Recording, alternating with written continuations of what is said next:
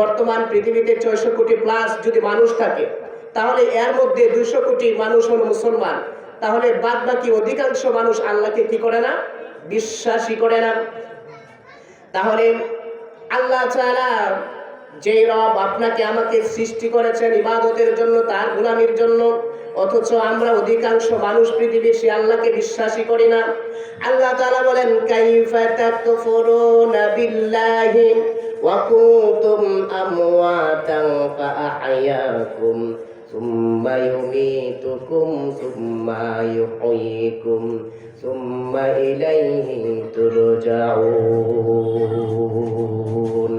আল্লাহ তাআলা বলেন, বান্দারে কিভাবে আমি রবকে তুমি অস্বীকার করো, কিভাবে তুমি আমার রবের নাফরমানি করো, কিভাবে আমি আল্লাহকে তুমি মানো না, অথচ তোমরা ছিলে মৃত।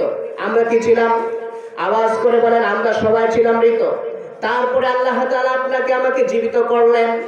তারপরে এই যে এখন আপনি আমি পৃথিবীতে জীবিত, এই জীবনের পরে আবার আল্লাহ তাআলা আপনাকে আমাকে মরণ দিবেন। কি দিবেন?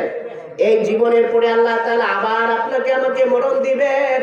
ওই মরণটাই আবার শেষ না, ওই মরণের পরে আল্লাহ তাআলা আপনাকে আমাকে আবার জীবিত করবেন। ওই মরণের পরে আবার আল্লাহ তাআলা আপনাকে আমাকে জীবিত করবেন।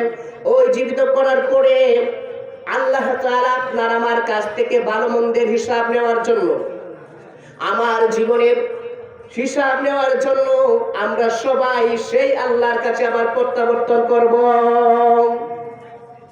তাহলে আমরা সবাই ছিলাম মৃত, এখন আছি জীবিত, আবার মৃত্যুবরণ করব। মৃত্যুবরণ করার পরে আবার আল্লাহ তাআলা আপনাকে আমাকে জীবন দান করবেন।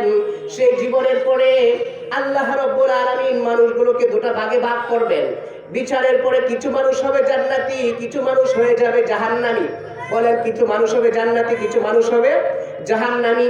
জান্নাতীরা জান্নাতে চলে যাবে, জাহান্নামীরা জাহান্নামে চলে যাবে।